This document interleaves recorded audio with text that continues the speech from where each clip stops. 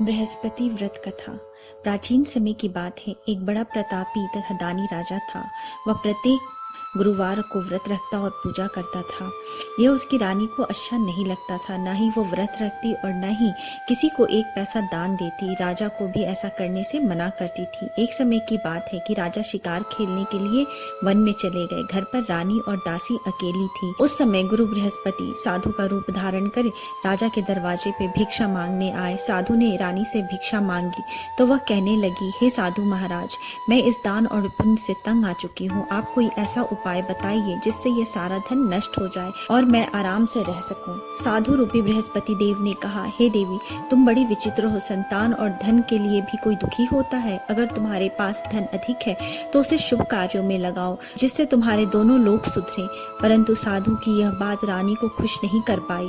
उसने कहा, मुझे ऐसे धन की आवश्यकता नहीं जिसे मैं दान दे सकूं, जिसको संभालने में मेरा सारा समय नष्ट हो जाए। साधु ने कहा, यदि तुम्हारी यही इच्छा है तो जैसा मैं कहता हूँ वैसा करना। बृहस्पति के दिन तुम घर को गोबर से लीपना, अपने केशों को पीली मिट्टी से धोना, केशों को धोते समय स्नान करना, राजा से भी हजामत बनाने को कहना, भोजन में मांस मदिरा खाना, कपड़ा धोबी को धुलने के लिए देना। इस प्रकार 7 बृहस्पतिवार करने से तुम्हारा समस्त धन नष्ट हो जाएगा। इतना कहकर साधु बने बृहस्पति देव अंतर्ध्यान हो गए। साधु के कहे अनुसार करते हुए अभी रानी को 3 ही बृहस्पतिवार बीते थे कि उसकी समस्त संपत्ति नष्ट हो गई। भोजन के लिए परिवार तरसने लगा। एक दिन राजा रानी से बोले, हे रानी, तुम यहीं रहो, मैं दूसरे देश को जाता हूँ, क्योंकि यहाँ मुझे सभी जानते हैं, इसलिए मैं कोई छोटा काम नहीं कर सकता। ऐसा कहकर राजा परदेश चला गया। वहाँ वह जंगल से लकड़ी काट कर लाता और शहर में बेचता। इस तरह वह अपना जीवन व्यतीत करने लगा। इधर राजा के बिना रानी और दासी दुखी रहने लगी। एक समय जब रानी और दासी को 7 दिनों तक बिना भोजन के रहना पड़ा, तब रानी ने अपनी दासी से कहा, हे दासी, पास ही के नगर में मेरी बहन रहती है, वह बड़ी धनवान है, तो उसके पास जा और कुछ खाने को ले आ, जिससे हमारा थोड़े दिन तक गुजर बसर हो सके। दासी रानी के बहन के पास गई। उस दिन बृहस्पतिवार था। रानी की बहन उस समय बृहस्पतिवार की कथा सुन रही थी। दासी ने रानी की बहन को अपनी रानी का संदेश दिया, लेकिन रानी की बहन ने उससे कोई उत्तर नहीं दिया। जब रानी की बहन से कोई उत्तर नहीं मिला तो वह बहुत दुखी हुई। उसे क्रोध भी आया। दासी ने वापस आकर रानी को सारी बात सुना डाली। सुनकर रानी ने अपने भाग्य को कोसा। उधर रानी की बहन ने सोचा कि मेरी बहन की दासी आई थी, परंतु मैं उसे कोई उत्तर नहीं दे पाई, उससे वह बहुत दुखी हुई होगी। कथा सुनकर और पूजा समाप्त कर वह अपनी बहन के घर गई और कहने लगी, हे बहन, मैं बृहस्पतिवार का व्रत कर रही थी।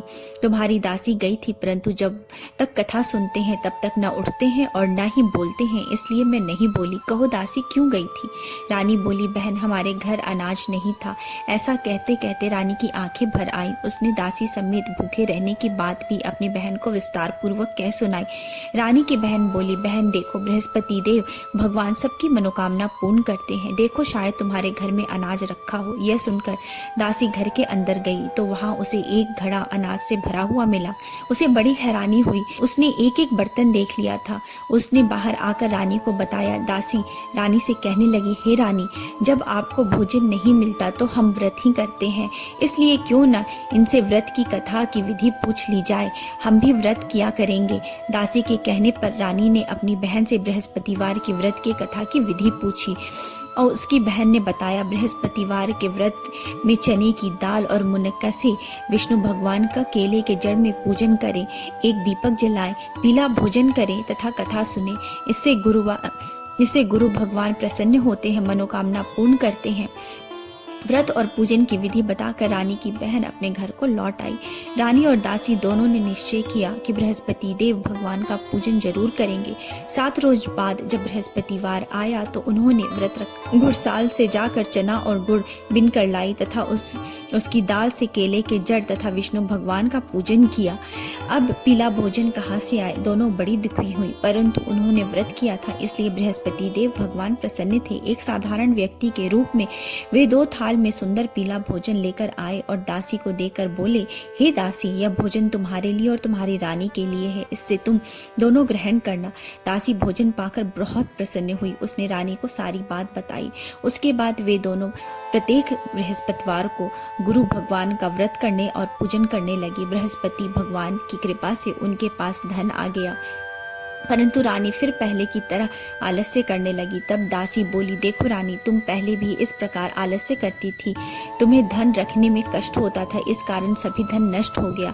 अब गुरु भगवान की कृपा से धन मिला है तो फिर तुम्हें आलस्य हो गया है। बड़ी मुसीबतों के बाद हमने यह धन पाया है, इसलिए हमें दान पुण्य करना चाहिए। अब तुम भूखे मनुष्यों को भोजन कराओ, प्याऊ लगवाओ, ब्राह्मणों को दान दो, कुआं, तालाब, बावड़ी आदि का निर्माण कराओ, मंदिर, पाठशाला आदि बनवाओ, कुंवारी कन्याओं का विवाह कराओ, अर्थात धन को शुभ कार्यों में खर्च करो, जिससे तुम्हारे कुल का यश बढ़े तथा स्वर्ग प्राप्त हो और पितर प्रसन्न हो। दासी की बात सुनकर रानी शुभ कार्य करने लगी, उसका यश फैलने लगा। एक दिन रानी और दासी आपस में विचार करने लगी कि न जाने राजा किस दशा में होंगे, उनकी कोई खोज खबर भी नहीं मिली। उन्होंने श्रद्धा पूर्वक गुरु बृहस्पति भगवान की प्रार्थना की कि राजा जहाँ कहीं भी हो शीघ्र वापस आ जाए। उधर राजा परदेश में बहुत दुखी रहने लगा। वह प्रतिदिन जंगल से लकड़ी बिनकर लाता और उसे शहर में बेचकर अपने दुखी जीवन को बड़ी कठिनता से व्यतीत करने लगा। एक दिन दुखी होकर उसने पुरानी बातें याद करने लगा और रोने लगा और उदास हो गया। उस समय राजा के पास बृहस्पति देव साधु का वेश में आकर बोले, हे लकड़हारे, तुम इस सुनसान जंगल में किस चिंता में बैठे हो, मुझे बताओ। यह सुनकर राजा के नेत्रों में जल भर आया। साधु की वंदना कर राजा ने अपनी संपूर्ण कहानी कह सुनाई। महात्मा दयालु होते हैं। वे राजा से बोले, हे राजन, तुम्हारी पत्नी ने बृहस्पति देव के प्रति अपराध किया था, इसी कारण तुम्हारी यह दशा हुई है। अब तुम चिंता मत करो, भगवान तुम्हें पहले से अधिक धन देंगे। देखो, तुम्हारी पत्नी ने बृहस्पतिवार का व्रत प्रारंभ कर दिया है। अब तुम भी बृहस्पतिवार का व्रत करके चने के दाल व गुड़ जल के लोटे में डालकर केले के पेड़ की पूजन करो। फिर कथा सुनो और या कहो, भगवान तुम्हारी सब मनोकामनाओं को पूर्ण कर देंगे। साधु की बात सुनकर राजा बोले, हे प्रभु, लकड़ी बेचकर तो इतना पैसा नहीं बचता जिससे भोजन के उपरांत कुछ बचा सकूं। मैंने रात्रि में अपनी रानी को व्याकुल देखा है। मेरे पास कोई साधन नहीं है जिससे उसका समाचार पा सकूं। फिर मैं कौन सी कहानी कहूं, यह भी मुझको मालूम नहीं। साधु ने कहा, हे राजन, मन में बृहस्पति भगवान के पूजन व्रत का निश्चय करो, वे स्वयं तुम्हारे लिए कोई राह बना देंगे। बृहस्पतिवार के दिन तुम रोजाना की तरह लकड़ियां लेकर शहर जाना। तुम्हें रोज से दुगुना धन मिलेगा, जिससे तुम भली भांति भोजन कर लोगे तथा बृहस्पतिवार की पूजा का सामान भी ला सकोगे। जो तुमने बृहस्पतिवार की कहानी के बारे में पूछा है वह इस प्रकार है। बृहस्पति देव की व्रत कथा। प्राचीन काल में एक बहुत ही निर्धन ब्राह्मण था। उसकी कोई संतान नहीं थी। वह नित्य पूजा पाठ करता था। उसकी स्त्री न स्नान करती थी और न ही किसी देवता का पूजन करती थी। इस कारण ब्राह्मण देवता बहुत दुखी रहते थे। भगवान की कृपा से ब्राह्मण के यहाँ एक कन्या उत्पन्न हुई। कन्या बड़ी होने लगी। प्रातः स्नान करके वह भगवान विष्णु का जप करती थी। बृहस्पतिवार का व्रत भी करने लगी। पूजा पाठ समाप्त कर पाठशाला जाती और अपनी मुट्ठी में जौ भर के ले जाती थी और पाठशाला के मार्ग में डालती जाती। लौटते समय वही जौ स्वर्ण के हो जाते थे और उनको बीनकर वो घर ले आती। एक दिन वह बालिका सूप में सोने के जौ को फटक कर साफ कर रही थी। तभी उसकी माँ ने देख लिया और कहा कि हे बेटी, सोने के जौ को फटकने के लिए सोने का सूप होना चाहिए। दूसरे दिन गुरुवार था। कन्या ने व्रत रखा और बृहस्पति देव से सोने के सूप देने की प्रार्थना की। बृहस्पति देव ने उसकी प्रार्थना स्वीकार कर ली। रोजाना की तरह वह कन्या जौ फैलाती हुई पाठशाला चली गई। पाठशाला से लौटते वक्त जब वह जौ बिन रही थी तो बृहस्पति देव की कृपा से उसे सोने का सूप मिला। उसे वह घर ले आई और उससे जौ साफ करने लगी, परंतु उसकी माँ का वही ढंग रहा। एक दिन की बात है, कन्या सोने के सूप में जौ साफ कर रही थी। उस समय उस नगर का राजकुमार वहां से निकला। कन्या के रूप और कार्य को देखकर वह उस पर मोहित हो गया। राजमहल में आकर वह भोजन तथा जल त्याग कर उदास होकर लेट गया। राजा को जब राजकुमार द्वारा अन्न जल त्यागने का समाचार ज्ञात हुआ तो वे मंत्रियों के साथ अपने पुत्र के पास आ पहुंचे और कारण पूछने लगे। राजकुमार ने राजा को उस लड़की के घर का पता भी बता दिया। मंत्री उस लड़की के घर गए। मंत्री ने ब्राह्मण के समक्ष राजा की ओर से निवेदन किया। कुछ दिन बाद ब्राह्मण की कन्या का विवाह राजकुमार के साथ संपन्न हुआ। कन्या के घर से जाते ही ब्राह्मण के घर में पहले की भांति गरीबी का निवास हो गया। एक दिन दुखी होकर ब्राह्मण अपनी पुत्री से मिलने गए। बेटी ने पिता की अवस्था को देखा और अपनी माँ का हाल पूछा। ब्राह्मण ने सभी हाल विस्तार पूर्वक सुनाए। आया। कन्या ने बहुत सा धन देकर अपने पिता को विदा कर दिया, लेकिन कुछ दिन के बाद वही हाल हो गया। ब्राह्मण फिर अपनी कन्या के यहाँ गए और सभी हाल अपनी पुत्री को कह सुनाया। पुत्री बोली, हे पिताजी, आप माताजी को यहाँ लिवा लाओ, मैं उन्हें वह विधि बता दूंगी जिससे गरीबी दूर हो जाएगी। ब्राह्मण देवता अपनी स्त्री को साथ लेकर अपनी पुत्री के पास राजमहल में पहुंचे तो पुत्री ने अपनी माँ को बहुत समझाया। वो बोली, हे माँ, तुम प्रातःकाल स्नान आदि करके विष्णु भगवान का पूजन करो तो सब दरिद्रता दूर हो जाएगी। परंतु उसकी माँ ने उसकी एक भी बात नहीं मानी। वह प्रातःकाल उठकर अपनी पुत्री की बची जूठन खा लेती थी। एक दिन उसकी पुत्री को बहुत गुस्सा आया। उसने अपनी माँ को एक कोठरी में बंद कर दिया। प्रातः उसे स्नान आदि करा के पूजा पाठ करवाया तो उससे उसकी माँ की बुद्धि ठीक हो गई। इसके बाद वह नियम से पूजा पाठ करने लगी और प्रत्येक बृहस्पतिवार को व्रत भी करने लगी। इस व्रत के प्रभाव से मृत्यु के बाद वह स्वर्ग को प्राप्त हुई। वह ब्राह्मण देवता भी सुख पूर्वक इस लोक का सुख भोग करके स्वर्ग को प्राप्त हुए। इस तरह कहानी कहकर साधु बने देवता वहां से लोप हो गए। धीरे धीरे समय व्यतीत होने पर फिर बृहस्पतिवार का दिन आया। राजा जंगल से लकड़ी काट कर शहर में बेचने गया। उसे उस दिन और दिनों से अधिक धन मिला। राजा ने चना गुड़ आदि लाकर बृहस्पतिवार का व्रत किया। उस दिन से उसके सभी कलेश दूर हो गए। परंतु जब अगले गुरुवार का दिन आया तो राजा बृहस्पतिवार का व्रत करना भूल गया। इस कारण बृहस्पति भगवान नाराज हो गए। उस दिन उस नगर के राजा ने विशाल यज्ञ का आयोजन किया था तथा उसके समस्त राज्य में घोषणा करवा दी थी कि सभी मेरे घर भोजन करने आवे, किसी के घर चूल्हा ना जले। इस आज्ञा को जो न मानेगा उसको फांसी दे दी जाएगी। राजा की आज्ञा अनुसार राज्य के सभी लोग राजा के घर भोजन में सम्मिलित होने के लिए चले गए, लेकिन लकड़हारा कुछ देर से पहुंचा, इसलिए राजा उसको अपने साथ महल ले गए। जब राजा लकड़हारे को भोजन करा रहे थे तो रानी की दृष्टि उस खूंटी पर पड़ी जहां पर उसका हार लटका हुआ था। उसे हार खूंटी पर लटका हुआ दिखाई नहीं दिया। रानी को निश्चय हो गया कि मेरा यह हार लकड़हारे ने चुराया है। उसी समय सैनिक बुलवाकर उसको जेल में डलवा दिया।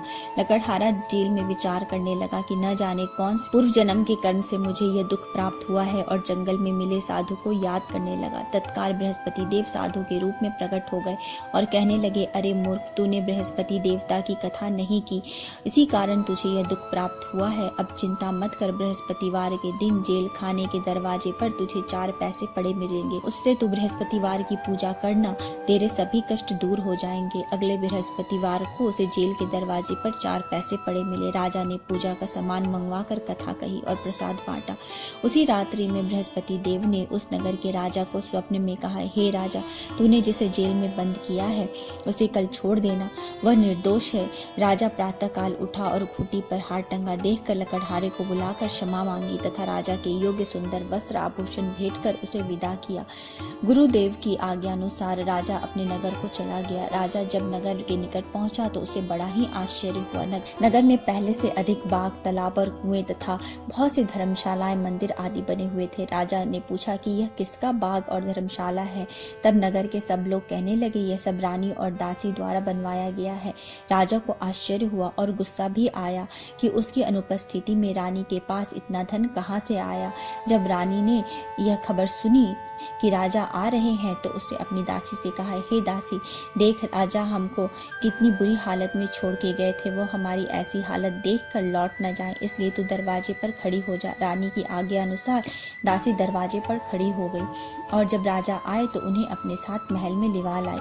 तब राजा ने क्रोध करके अपनी तलवार निकाली और पूछने लगा, बताओ यह धन तुम्हें कहाँ से प्राप्त हुआ। तब रानी ने सारी कथा कह सुनाई। राजा ने निश्चय किया कि मैं रोजाना दिन में 3 बार कहानी कहा करूंगा और व्रत किया करूंगा। अब हर समय राजा के दुपट्टे में चने की दाल बंधी रहती थी और दिन में 3 बार कथा किया करते थे। एक रोज राजा ने विचार किया कि चलो अपनी बहन के यहाँ हो आऊं। इस तरह का निश्चय कर राजा घोड़े पर सवार हो अपनी बहन के यहाँ चल दिए। मार्ग में उन्होंने देखा कि कुछ आदमी एक मुर्दे को लिए जा रहे हैं। उन्हें रोककर राजा कहने लगा, अरे भाइयों, मेरी बृहस्पतिवार की कथा सुन लो। वे बोले, लो हमारा तो एक आदमी मर गया है, इसको अपनी कथा की पड़ी है। परंतु कुछ आदमी बोले, अच्छा कहो, हम तुम्हारी कथा भी सुनेंगे। राजा ने दाल निकाली और कथा कहनी शुरू कर दी। जब कथा आधी हुई थी तो मुर्दा हिलने लगा और जब कथा समाप्त हुई तो राम राम करके मुर्दा उठकर खड़ा हो गया। राजा आगे बढ़ा, उसे चलते चलते शाम हो गई। आगे मार्ग में उसे एक किसान खेत में हल चलाता मिला। राजा ने उससे कथा सुनने का आग्रह किया, लेकिन वो नहीं माना। राजा आगे चल दिया। राजा के हटते ही बैल पछाड़ खाकर गिर गए तथा किसान के पेट में बहुत जोर से दर्द होने लगा। उसी समय किसान की माँ रोटी लेकर आई। उसने यह सब देखा तो अपने पुत्र से सब हाल पूछा। बेटे ने सभी हाल कह बताया। बुढ़िया दौड़े दौड़े उस घुड़सवार के पास पहुंची और उससे बोली, मैं तेरी कथा सुनूंगी, तू अपनी कथा मेरे खेत में चलकर कहना। राजा ने लौटकर बुढ़िया के खेत में जाकर कथा कही, जिससे सुनते ही बैल खड़े हो गए तथा किसान के पेट का दर्द भी बंद हो गया। राजा अपनी बहन के घर पहुंचा। बहन ने भाई की खूब मेहमानदारी की। दूसरे रोज प्रातःकाल राजा जागा तो वह देखने लगा कि सब लोग भोजन कर रहे हैं। राजा ने अपनी बहन से जब पूछा, कोई ऐसा मनुष्य है जिसे भोजन नहीं किया हो तो मेरे बृहस्पति भगवान की कथा सुन ले। बहन बोली, हे भैया, यह देश ऐसा ही है, यहाँ सब लोग पहले भोजन करते हैं, बाद में कोई अन्य काम करते हैं। फिर वह एक कुम्हार के घर गई जिसका लड़का बीमार था। उससे मालूम हुआ कि उसके यहाँ 3 दिन से किसी ने भी भोजन नहीं किया है। रानी ने अपने भाई की कथा सुनने के लिए कुम्हार को कहा। वह तैयार हो गया। राजा ने जाकर बृहस्पतिवार की कथा कही, जिससे सुनकर उसका लड़का ठीक हो गया। अब तो राजा की प्रशंसा होने लगी। एक दिन राजा ने अपनी बहन से कहा, हे बहन, मैं अब अपने घर को जाऊंगा, तुम भी तैयार हो जाओ। राजा की बहन ने अपनी सास से अपने भाई के घर जाने की आज्ञा मांगी। सास बोली, हाँ चली जा, मगर अपने लड़के को मत ले जाना, क्योंकि तेरा भाई के कोई संतान नहीं है। बहन ने अपने भाई से कहा, हे भैया, मैं तो चलूंगी, परंतु बालक नहीं जाएगा। अपने बहन को भी छोड़कर दुखी मन से राजा अपने नगर को वापस लौट आया। राजा ने अपनी रानी से सारी कथा कह सुनाई। बिना भोजन किए वह शैया पर लेट गया। रानी बोली, हे प्रभु, बृहस्पति देव ने हमें सब कुछ दिया है, वे हमें संतान भी अवश्य देंगे। उसी रात बृहस्पति देव ने राजा को स्वप्न में कहा, हे राजा, उठ, सभी सोच त्याग दे, तेरी रानी गर्भवती है। राजा ने यह जानकर बड़ी खुशी हुई। 9वें महीने रानी के गर्भ से एक सुंदर पुत्र पैदा हुआ। तब राजा ने बोला, हे रानी, स्त्री बिना भोजन के रह सकती है, परंतु बिना कहे नहीं रह सकती। जब मेरी बहन आए तो तुम उससे कुछ मत कहना। रानी ने हाँ कर दी। जब राजा की बहन ने यह शुभ समाचार सुना तो वह बहुत खुश हुई और विदाई देने के लिए भाई के यहाँ आई। रानी ने तब उसे आने का उलाहना दिया। जब भाई आपके साथ ला रहे थे तब टाल गई, उनके साथ न आई और आज अपने आप ही भागी भागी बिना बुलाए आ गई। तो राजा की बहन बोली, भाई, मैं इस प्रकार न कहती तो तुम्हारे घर औलाद कैसे होती। बृहस्पति देव सभी कामनाओं को पूर्ण करते हैं। जो सद्भावना पूर्वक बृहस्पतिवार का व्रत करता है एवं कथा पढ़ता है, कथा सुनता है और दूसरों को सुनाता है, बृहस्पति देव उसकी सभी मनोकामनाओं को पूर्ण करते हैं, उसकी सदैव रक्षा करते हैं। जो संसार में सद्भावना से गुरुदेव का पूजन करते हैं एवं व्रत सच्चे हृदय से करते हैं, उनकी सभी मनोकामनाएं वैसे ही पूर्ण होती है। जैसे सच्ची भावना से रानी और राजा ने बृहस्पतिवार की कथा का गुणगान किया तो उनकी सभी मनोकामनाएं बृहस्पति देव ने पूर्ण की। अनजाने में भी बृहस्पति देव की अपेक्षा ना करें, ऐसा करने से सुख शांति नष्ट हो जाती है। इसलिए सबको कथा सुनने के बाद प्रसाद लेकर जाना चाहिए। हृदय में उनका मनन करते हुए जयकारा बोलना चाहिए। बोलो श्री बृहस्पति भगवान की जय। बोलो श्री विष्णु भगवान की जय।